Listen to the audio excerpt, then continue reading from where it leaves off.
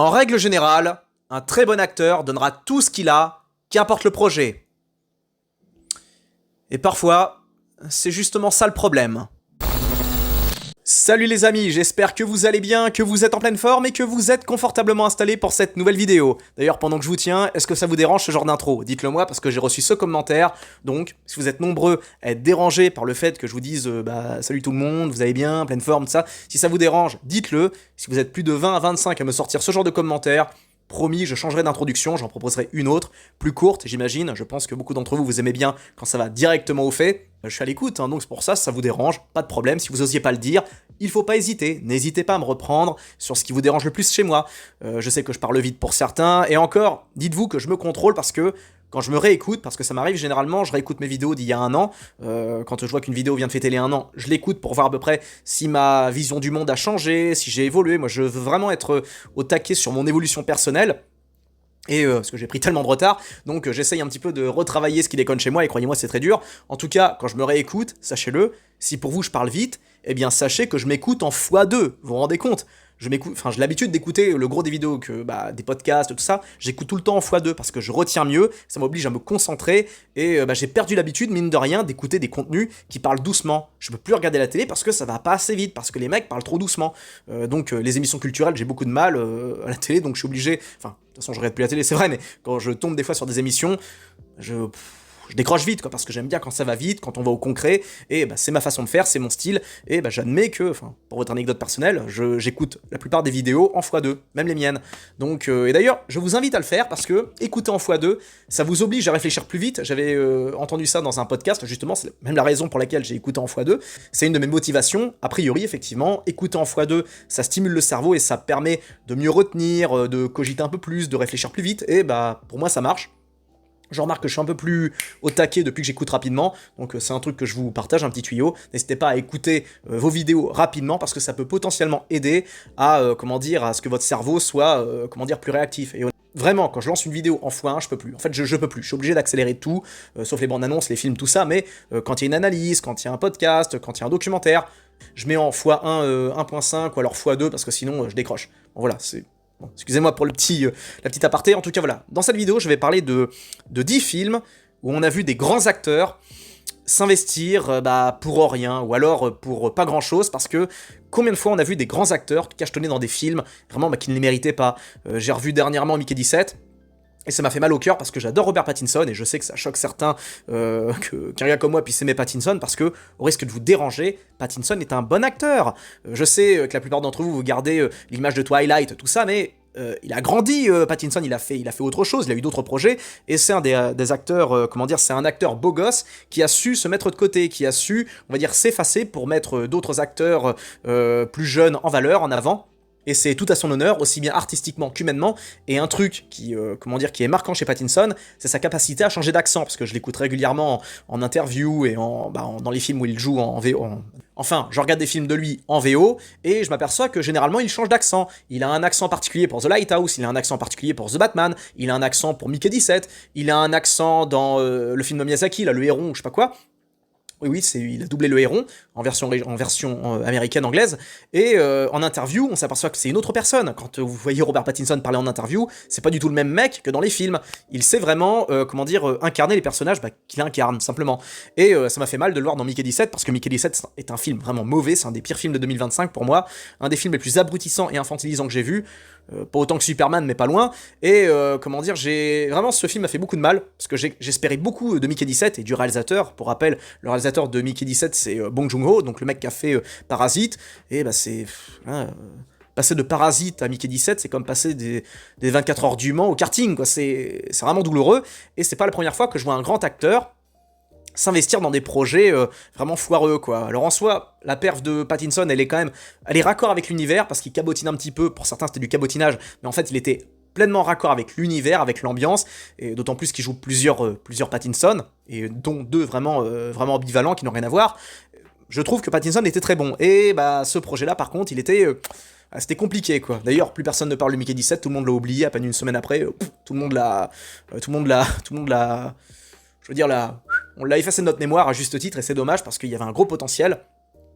En tout cas, j'ai repensé à lui, forcément quand j'ai vu le film, et j'ai également repensé à d'autres acteurs qui ont tourné dans des projets qui étaient vraiment nazes. Je pense notamment à Kevin Costner, qui a tourné dernièrement dans Horizon. Alors c'est lui qui l'a réalisé, c'est encore plus douloureux. Alors là, c'est vraiment il a réalisé et il a incarné donc le personnage principal. Et j'ai vu un Kevin Costner qui s'auto-parodiait, mais encore ça allait, son jeu était correct, mais le projet était naze, quoi. Vraiment, son Horizon, c'était vraiment une épreuve. Je comprends pas qu'un mec aussi talentueux, hein, un mec talentueux comme Costner, ait pu tourner un film pareil, d'autant plus qu'il avait déjà tourné d'autres films qui étaient vraiment très bons, comme Open Range. En tout cas, dans certains cas, je comprends pas comment des acteurs de talent peuvent tourner dans des projets qui sont aussi mauvais, surtout quand ils le chaperonnent et qui sont au premier rôle, et très généralement, il arrive qu'un acteur qui a une certaine expérience, qui a un certain vécu, il a une influence directe sur le scénario, sur l'histoire, sur la mise en scène. Il y a combien d'acteurs qui ont fait des scènes, qui ont fait des simagrées parce que voilà, ils voulaient pas tourner telle scène de telle façon, il y a eu des embrouilles avec les réalisateurs parce que voilà, ça a toujours existé, et dans certains cas, on se dit, bon, les gars... voilà, ça fait une tâche dans le CV, mais bon, ça arrive. Sauf que, par moment, la tâche est tellement grosse que on peut pas faire autrement que de ressentir une certaine forme de frisson, une certaine forme de gêne. Et justement, je vous ai concocté, je vous ai trouvé 10 films où des grands acteurs ont tout donné pour rien. Et ce qui est dérangeant là-dedans, c'est que ils donnent tout, et c'est pas très raccord, quoi. Il y a quelque chose qui va pas, parce que la plupart des films dont je vais parler, les mecs se donnent à fond et sont sérieux. Ils déconnent pas, ils sont vraiment sincères dans leur jeu. Ils prennent même pas ça un petit peu à la légère, ou alors de façon, on va dire, un peu par-dessous la jambe, ou de façon un peu humoristique, un peu fun. Non, les mecs, ils sont à fond dedans comme si leur vie en dépendait. Et ça, c'est dérangeant par moment, donc je vais en parler. Alors, par rapport à certains acteurs qui ont tourné dans des mauvais projets, des bons acteurs, parfois c'est excusable, c'est compréhensible. Par exemple, Bruce Willis, on comprend pourquoi il a tourné dans tous ces mauvais films, dans tous ces direct-to-vidéo, parce que le pauvre avait des problèmes mentaux, et il fallait qu'il tourne dans un max de films pour financer ses soins, sa famille, tout ça, donc c'est compréhensible et excusable. Ça fait mal au cœur. Il y a d'autres cas, comme par exemple Nicolas Cage, qui a enchaîné un tas de mauvais films, alors que pourtant, regardez la filmographie de Cage en 80, 90, début 2000, le mec tournait que dans des chefs-d'œuvre, des bons films d'action. Il tournait que dans des masterclass. Et passé un certain moment, il s'est retrouvé à tourner que dans des merdes, parce que le gars enchaînait des dettes d'argent pour des histoires de jeux ou je sais pas quoi. Bref, il avait dépensé masse de thunes, et il s'est retrouvé dans une sacrée panade, donc il devait tourner dans toutes sortes de films.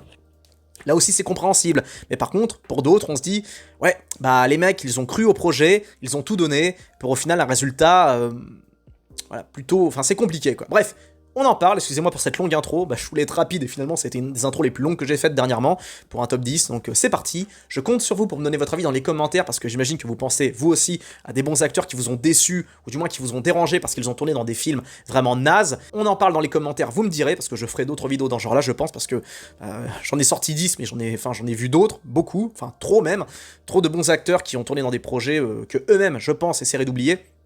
Donc c'est parti, let's go, bon visionnage.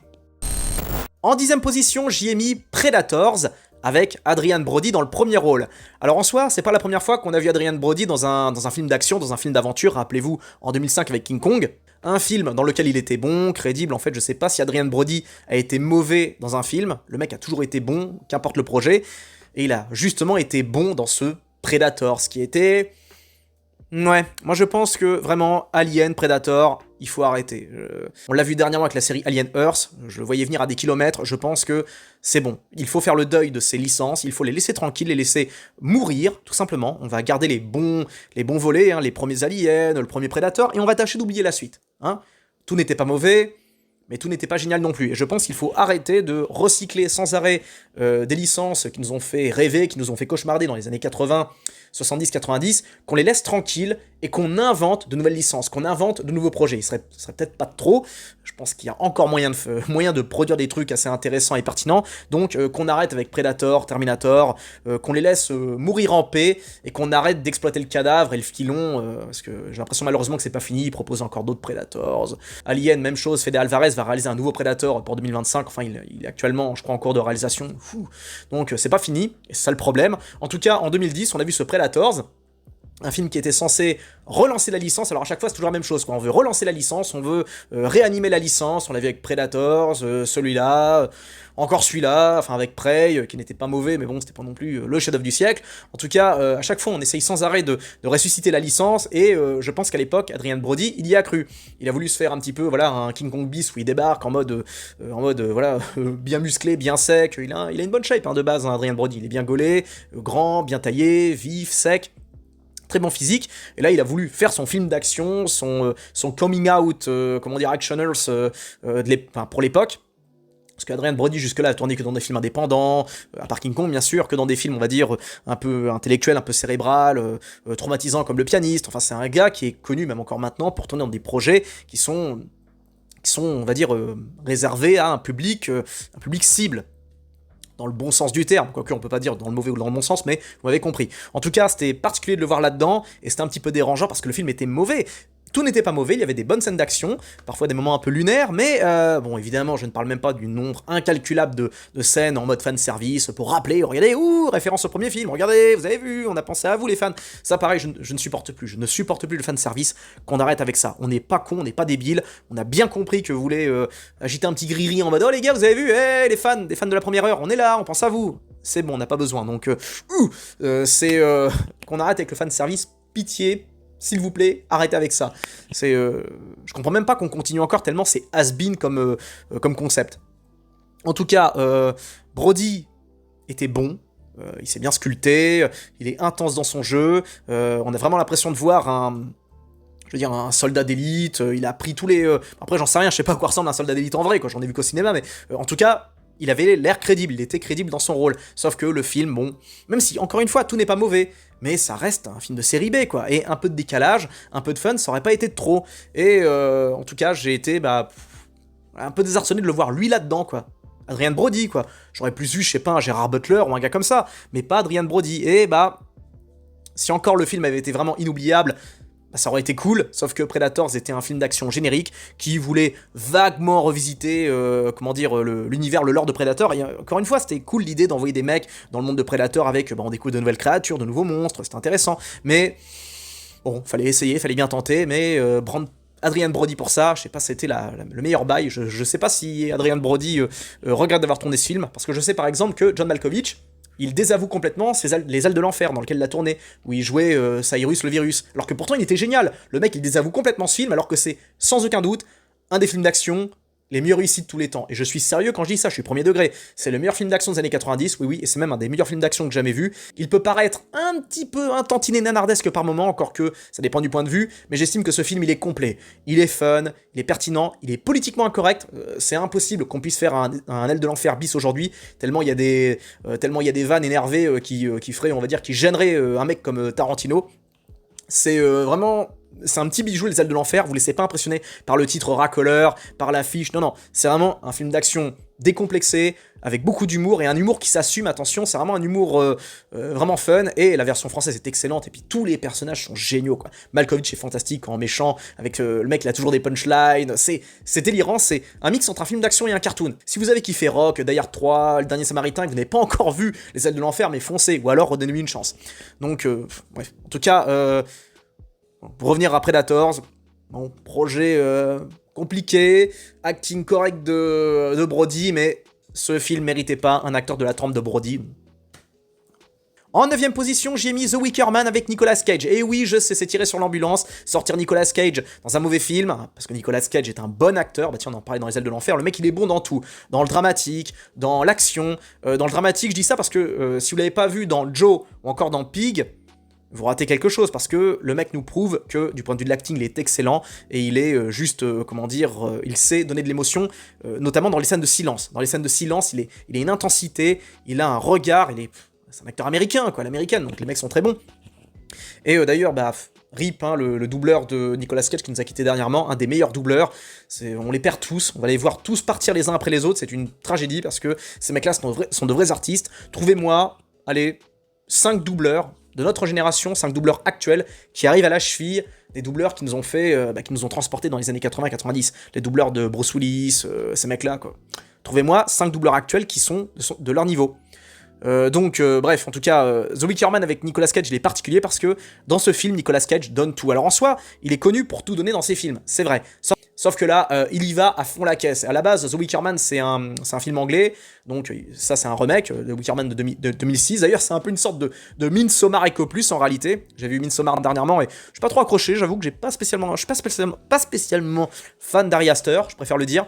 Alors je reconnais le talent, le sens de l'esthétique, la photographie, mais j'ai pas accroché à Hérédité, j'ai pas accroché à Midsommar, donc c'est moi, hein, c'est mon avis, mais perso c'est pas mon style. Je les considère pas comme mauvais, mais je ne suis point réceptif, du moins à l'ambiance.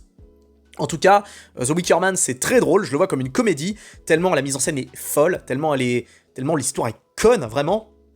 Et Nicolas Cage donne tout. Il est sérieux, il est intense, alors qu'il n'y a pas de quoi, enfin c'est une expérience, quoi. Je pense que ce film a été foiré délibérément, je pense que le réalisateur a voulu vraiment rendre le film ridicule, parce que c'est un film qui est vraiment ridicule, il y a des passages, genre le moment où... C'est parce que, ouais, Nicolas Cage enquête sur une secte, sur une île, tout ça, comme dans Midsommar, et en fait, le mec, il y a des dialogues qui sont complètement dingues, c'est lunaire. Vraiment, je vous invite à le regarder, surtout en version française, c'est une version qui est géniale. Je vous invite à regarder, c'est lunaire. Il y a des moments, mais complètement what the fuck. Je parle même pas de la scène finale, dont j'ai déjà parlé dans une vidéo sur les morts les plus stupides qu'on ait vu au cinéma. Également, il y a un moment où Nicolas Cage braque une meuf pour lui piquer son vélo. Quand je veux dire, sa bicyclette, quoi. Puis après, vous voyez Nicolas Cage pédaler sur sa bicyclette dans la forêt, c'est grotesque, il y a plein de scènes comme ça.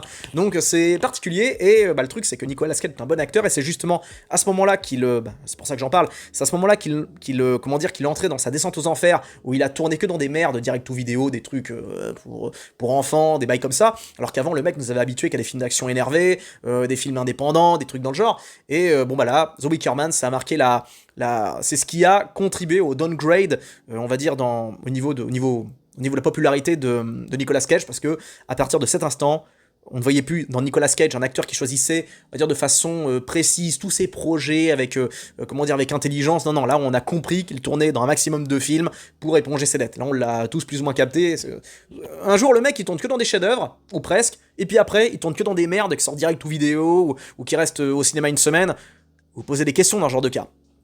Donc je pense à The Wicker Man, il mérite sa place parce que c'est vraiment une œuvre à part, hein. C'est un produit de son époque, le produit de l'histoire de Nicolas Cage. En gros, c'est à ce moment-là où il a amorcé son downgrade, à ce moment-là où le mec était vraiment aux abois, et on sent en lui cette volonté de vouloir bien faire, de vouloir bien jouer, parce que dans les films d'après, dans les navets qu'il a joué, on sent que le mec est un peu relâché, on sent que il prend ça non pas à la rigolade, il s'investit, mais pas trop non plus. On le sent, c'est à ça aussi qu'on reconnaît un bon acteur, c'est au niveau du ressenti. On ressent quand il est bon, on ressent quand il joue bien.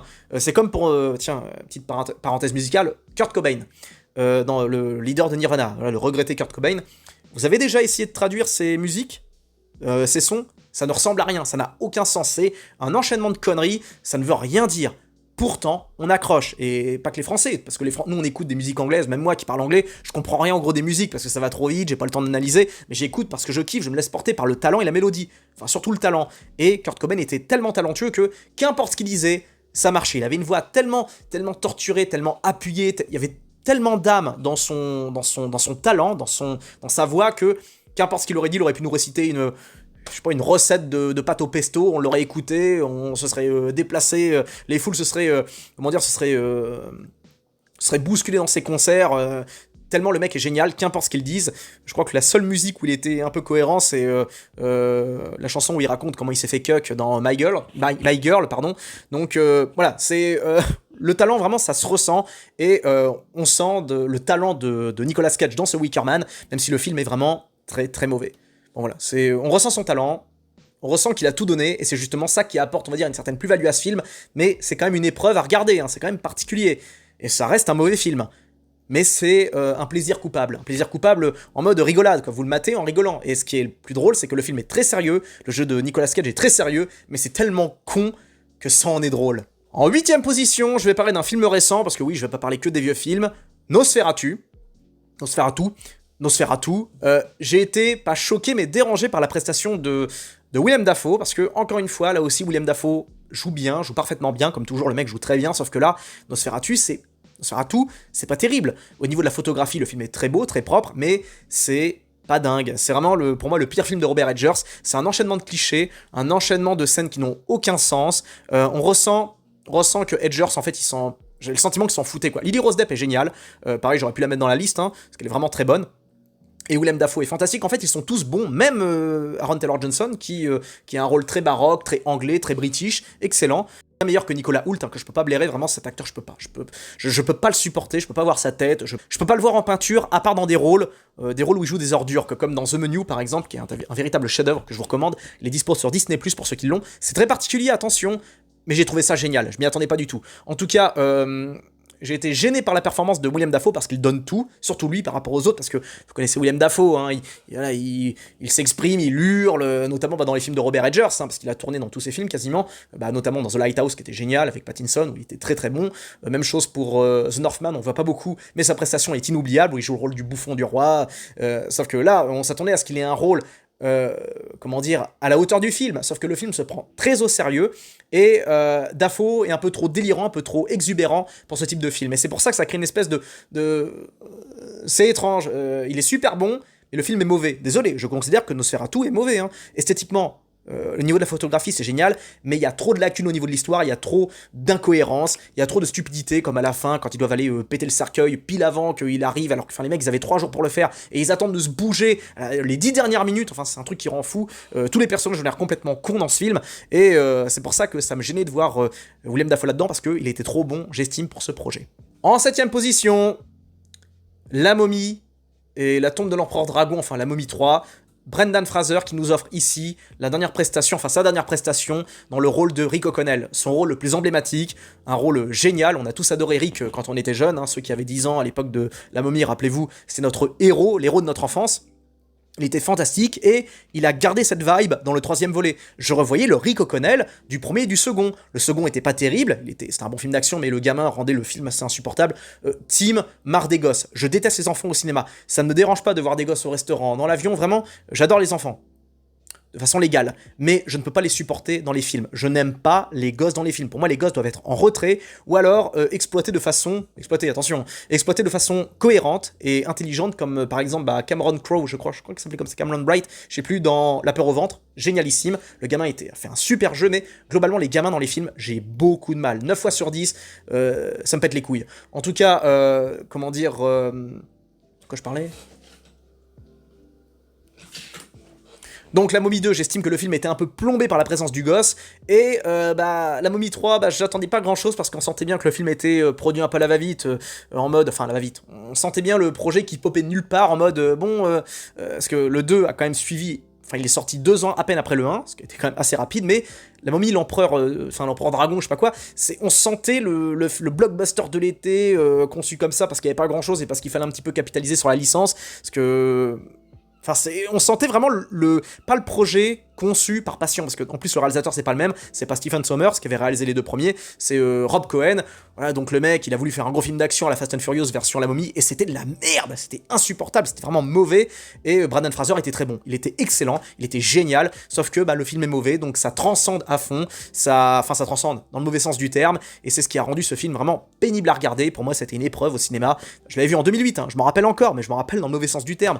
Trop de scènes complètement débiles, complètement stupides, à des années-lumière du côté épique du premier volet. Vraiment, La Momie 1 c'est un chef-d'œuvre, mais alors La Momie 2, bon, c'est un bon film d'action mais sans plus, alors que le 3 c'est une torture. Malheureusement, je pense pas qu'on verra Brendan Fraser dans un rôle de Rick O'Connell, à moins qu'il fasse une super sèche ou un truc comme ça, mais je pense je pense que Brendan Fraser est trop diminué physiquement, il a eu trop de maladies, on rêve tous de le revoir, mais et ce serait pas mal l'idée, un Rick O'Connell de 50 balais dans l'Angleterre des années 50, ce serait cohérent, ce serait pas mal.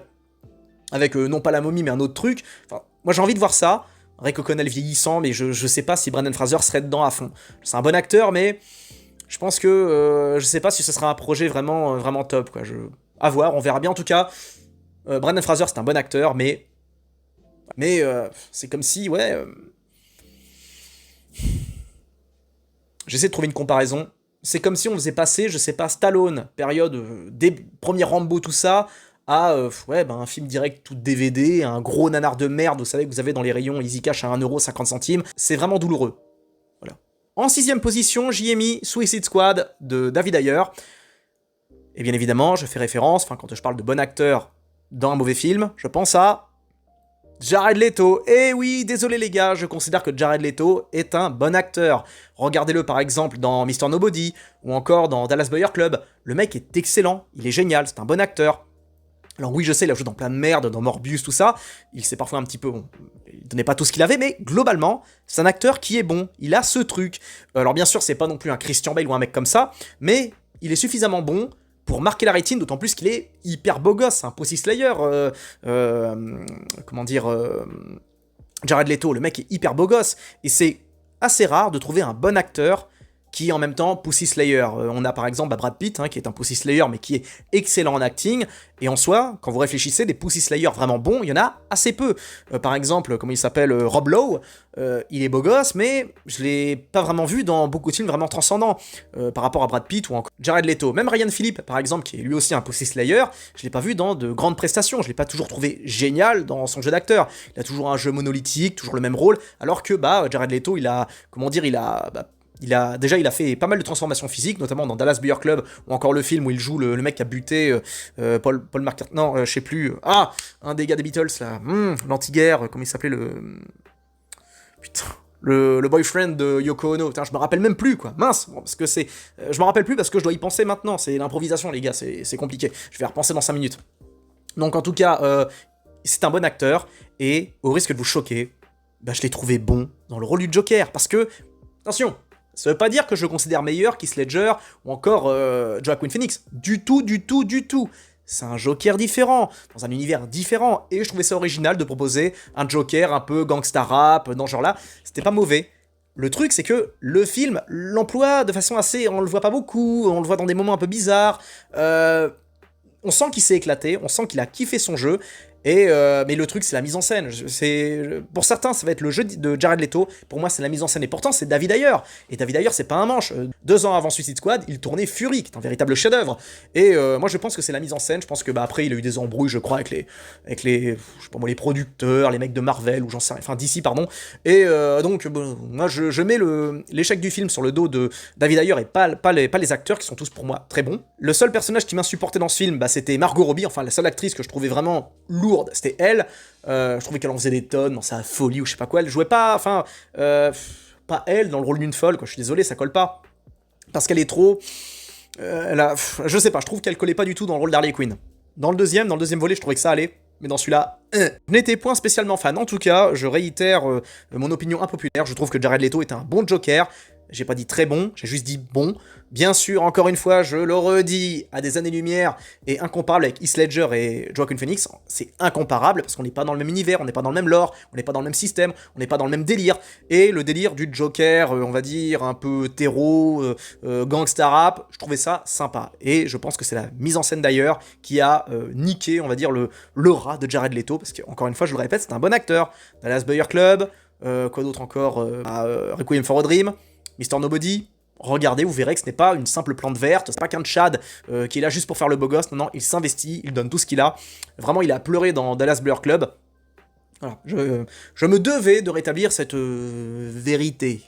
En 5ème position, Batman Forever et la prestation de Tommy Lee Jones. Je sais que pour certains, comment dire, le film est très sérieux, hein. Forever, c'est mi-sérieux, mi-nanardesque, en fait c'est un nanar, hein, mais c'est particulier d'ailleurs. Ma théorie, je pense que la raison pour laquelle Batman et Robin, Batman Forever sont aussi mauvais, sont aussi colorés aussi, c'est parce que, et c'est ma théorie, hein, je pense que les studios, tout ça, les producteurs, ils ont secoué la Warner à l'époque, en mode, bon les gars, Batman censé vendre des jouets, on n'est pas censé terroriser les gosses, parce que rappelez-vous, Batman de 89 et 92, le Batman, là, en question, il tue des mecs. C'est un peu éclipsé, c'est pas vraiment direct, mais il bute des gens. C'est une ambiance très noire, très sérieuse, surtout le 2. Dans le 2, il y a plein de morts, il y a des mecs qui explosent, il y a des gens qui crament, il y a un mec il y a une meuf qui se fait prendre dans une ruelle. C'est assez sérieux, quoi. Il y a des allusions SEL régulièrement avec Catwoman et Batman. C'est pas un film pour enfants, en réalité. Nous, on le regardait quand on était gosse parce que ça nous émerveillait, mais avec le recul, avec les standards d'aujourd'hui, c'est pas du tout un film pour enfants.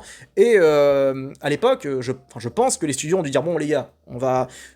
avant tout, on veut vendre des jouets, on est dans une époque bien commercial, donc vous allez nous sortir un produit bien calibré pour l'époque, années 90, donc bourré d'action, bourré de budget, avec des grands, quelque chose de grandiose, mais vraiment, vous ciblez les gosses. Et je me rappelle bien qu'à l'époque, justement, beaucoup de jouets Batman se vendaient, les films étaient à chier au cinéma, tout le monde trouvait ça mauvais, mais par contre, les gamins, ils adoraient, parce que le public visé était les gosses. Et Tommy Lee Jones, je crois d'ailleurs qu'il a désavoué ce film, ça a dû lui faire tout drôle d'incarner un personnage comme Double Face, parce qu'il donne tout, il est bon, il est génial, surtout en version française, il est, il en peut plus, il est à fond, un rôle d'ailleurs qui fait pas mal penser à celui de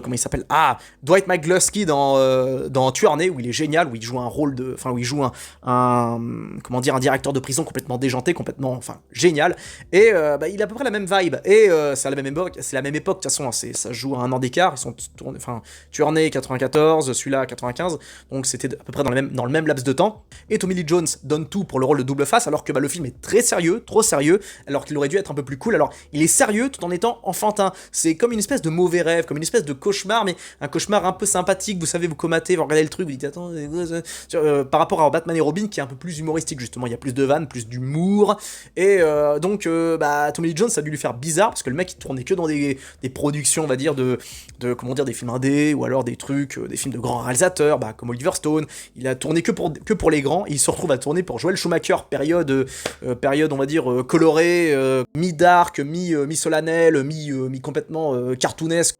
C'était une mauvaise expérience que j'essaye d'oublier, et j'espère que vous aussi, je pense que vous avez essayé de l'oublier. Qui vraiment a aimé ce film, sincèrement, premier degré, qui l'a aimé? Je parle des gens de plus de 15 ans, quoi, vraiment, dites-le. Donc, Tommy Lee Jones, qui a tout donné dans un film relativement médiocre, relativement mauvais, relativement oubliable.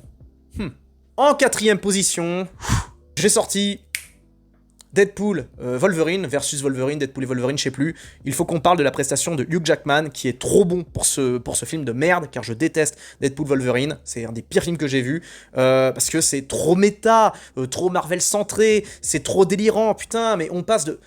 Pourquoi Hugh Jackman a tourné là-dedans, quoi? Il avait pas assez de pognon, il avait l'université à payer pour la petite dernière, je sais pas, un voyage avec sa femme, pourquoi il a tourné là-dedans? Surtout dans le rôle de Wolverine. Alors c'était sympa de voir Wolverine en tenue jaune, etc., mais pour moi c'était pas vraiment raccord, parce que Wolverine de base, c'est un gnome, il fait 1m50, ou je sais pas quoi, c'est un tout petit gabarit, bien stokos, bien trapu, dans la combinaison jaune ça passe, sauf que là, ça passe pas. Hugh Jackman, grand, bien fin, bien sec, dans cette tenue, j'étais, ouais, sympa pour les fans, mais...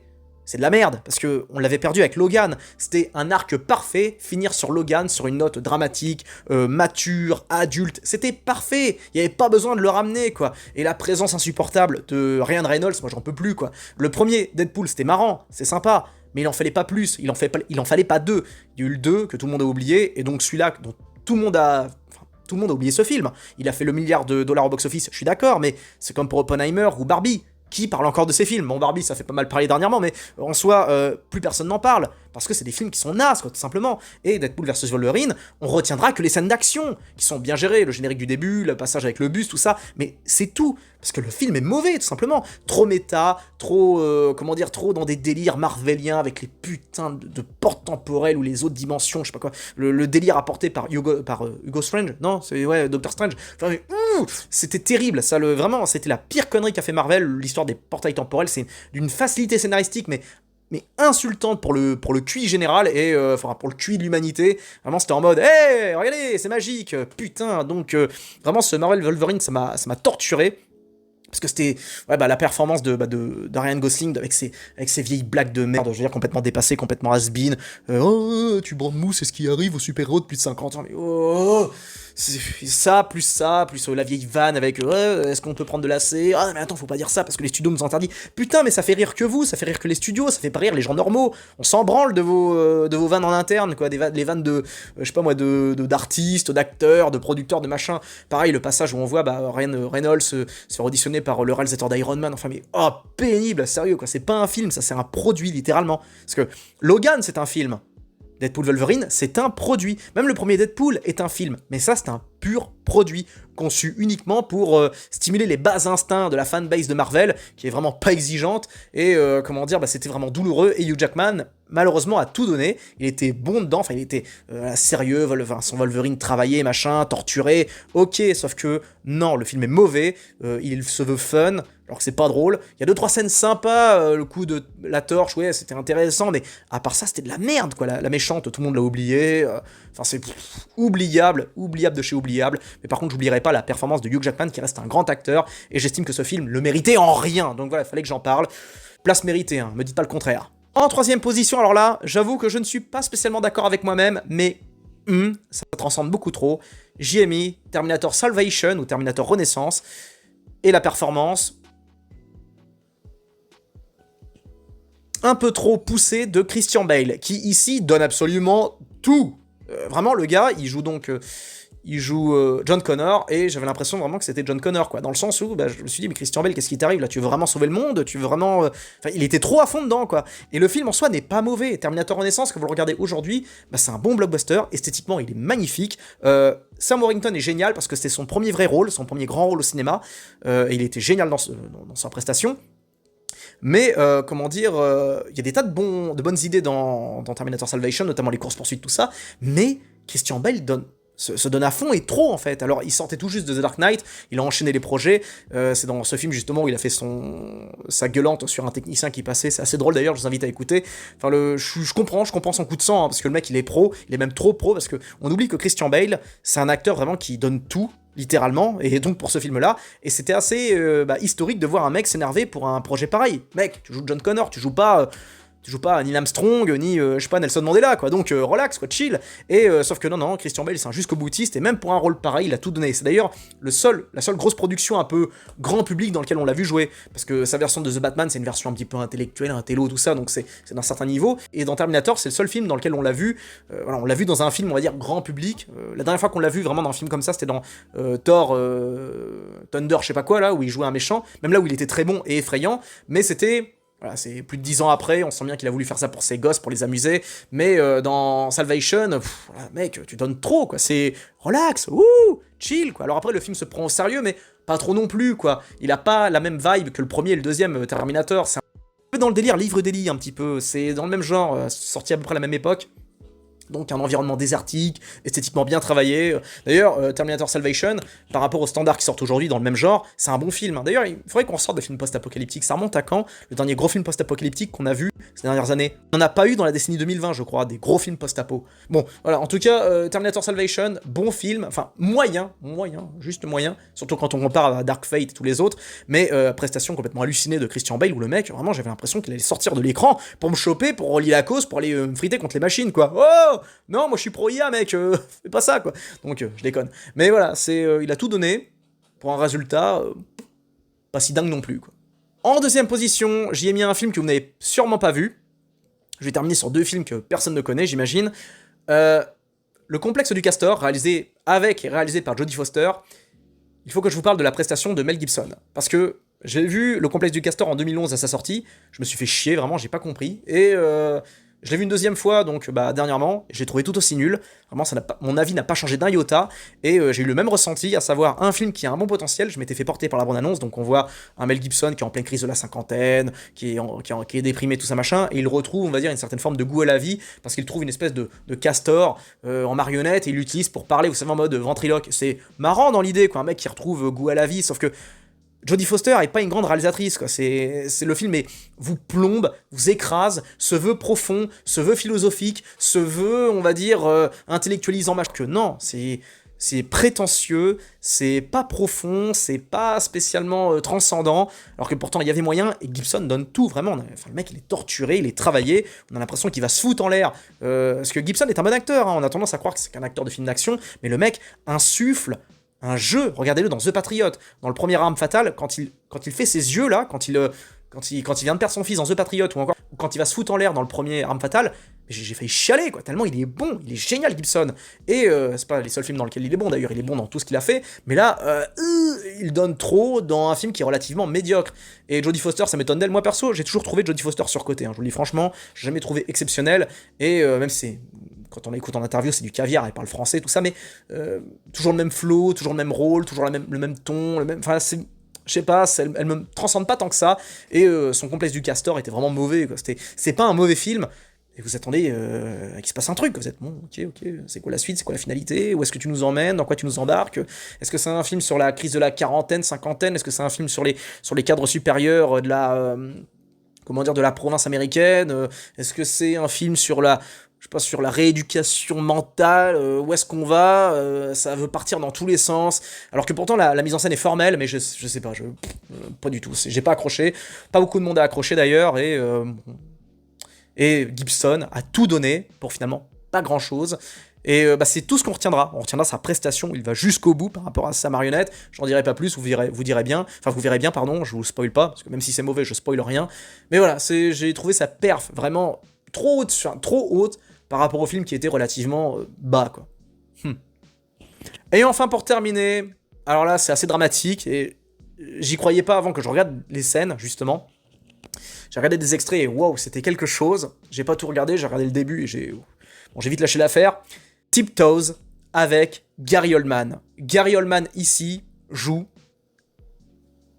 une personne de petite taille, je sais plus comment on dit, nain, personne de petite taille, je sais plus. Bref, en tout cas, elle joue un nain et c'est intéressant de voir un acteur de la trempe de Gary Oldman tourner dans un film pareil, parce que le film est mauvais, c'est bizarre, on sait pas trop ce que c'est, et j'ai écouté l'interview de Gary Oldman qui disait, moi j'ai jamais regardé ce film une fois que je l'ai tourné, il a tourné dedans uniquement parce qu'il était en plein divorce, il habitait je crois dans un motel, alors que le mec avait passé la quarantaine, hein. Le cinéma américain les gars c'est pas drôle, c'est un vrai business, ça rigole pas, quand vous foirez un projet machin, vous êtes dégagé quoi, et Oldman a galéré pour revenir, malgré le fait qu'il est tourné dans des grands films, hein, dans Léon, dans Dracula.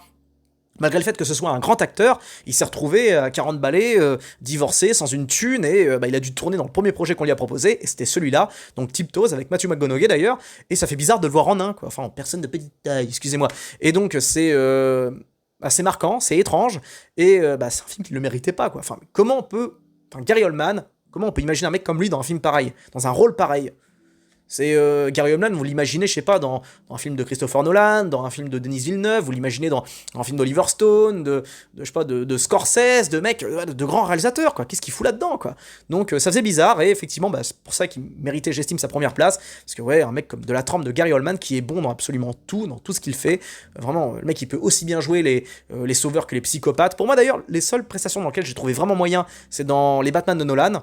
Il y a que dans la scène finale de The Dark Knight, quand il y a sa famille qui a ça de se faire buter, là on voit vraiment que le mec c'est un putain d'acteur, mais à part ça, il est vraiment en roue libre, non pas en roue libre justement, il est en pilotage automatique dans les Batman de Nolan, parce que Nolan veut que tous ses acteurs soient en pilotage automatique, sauf un ou deux qui permettent justement de relever le niveau et faire oublier le fait que les autres jouent mal, mais voilà, c'est Gary Oldman dans Tiptoes, et que j'en parle, oui, ce film existe, Gary Oldman a eu ce rôle, il a eu ce genre de rôle, sachez-le.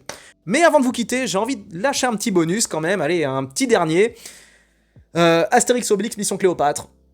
J'ai envie de revenir sur le rôle de Monica Bellucci qui est excellente. Elle joue bien son rôle alors que c'est une comédie que je déteste. Je déteste Astérix Obélix Mission Cléopâtre. J'adore la gauloiserie et la folie du premier Astérix Obélix contre César. Vraiment fun, généreux, tout ça. Je déteste Mission Cléopâtre parce que Astérix et Obélix sont trop mis en retrait par rapport aux autres. Alors imaginez, 2 heures avec Jamel Debbouze, tous ces mecs-là, c'était lourdingue. Mais même Alain Chabat, quoi. Alain Chabat, je ne comprends pas. Je comprends pas le succès d'Alain Chabat. Alors en fait, si, je comprends. En fait, les Français, ils n'aiment pas le jeu d'acteur, ils aiment les personnalités. Ils n'ont aucune exigence en termes d'acting, on n'a aucune exigence qui nous importe, nous, c'est si le mec est connu ou pas. Oh, t'as vu je l'ai vu dans la pub, machin. Oh, t'as vu, il jouait dans tel sketch. Oh, t'as vu, il faisait des... c'est tout ce qu'on retient, et c'est pour ça... Chabat, alors celui qui l'a réalisé, je sais, il paraît, pour beaucoup, c'est le meilleur Astérix. Bien évidemment, il est bien meilleur que les derniers Astérix, mais à choisir entre celui-là et celui-là, je choisis celui-là direct. Et en soi, le film est beaucoup trop... Il y a trop de bouffonnerie, ça veut trop chercher à faire rire, et Monica Bellucci transcende un peu trop, dans le sens où elle apporte ce côté grandiose, ce côté presque divin à son personnage, à Cléopâtre. C'est comme voir débarquer une Bentley ou une Rolls-Royce, je sais pas moi, un concours de caisse à savon, quoi, c'est du même délire. On voit Monica Bellucci débarquer au milieu de Christian Clavier, de Bouze, de Gérard Darmon, d'Alain Chabat. On a l'impression qu'elle est pas à sa place, quoi. Pour le coup, Marion Cotillard aurait été beaucoup plus raccord. Elle a joué, si on peut appeler ça comme ça, elle a joué donc Cléopâtre dans le film dans le pistonnage généralisé de Guillaume Canet. Pour le coup, elle aurait été beaucoup plus raccord dans ce Astérix Obélix Mission Cléopâtre, où elle a... où elle fait ses petits rires et tout, quoi. Donc Monica Bellucci n'avait pas sa place là-dedans, elle est beaucoup trop grandiose, beaucoup trop au-dessus, beaucoup trop parfaite pour tourner dans une comédie française, voilà. Et c'est pas la seule comédie française dans laquelle elle a tourné, hein. Je l'ai vu dans d'autres, et je me dis, putain, pauvre Monica, quoi, vraiment trop parfaite pour ça, quoi. Pourquoi elle a pas été à Hollywood, pourquoi elle a pas cartonné, je sais pas, dans des pays qui respectent le cinéma, vraiment, je m'interroge. Bon voilà, ça y est, ce top 10 est terminé, j'espère qu'il vous a plu, si c'est le cas, donnez votre avis dans les commentaires, et j'y compte bien.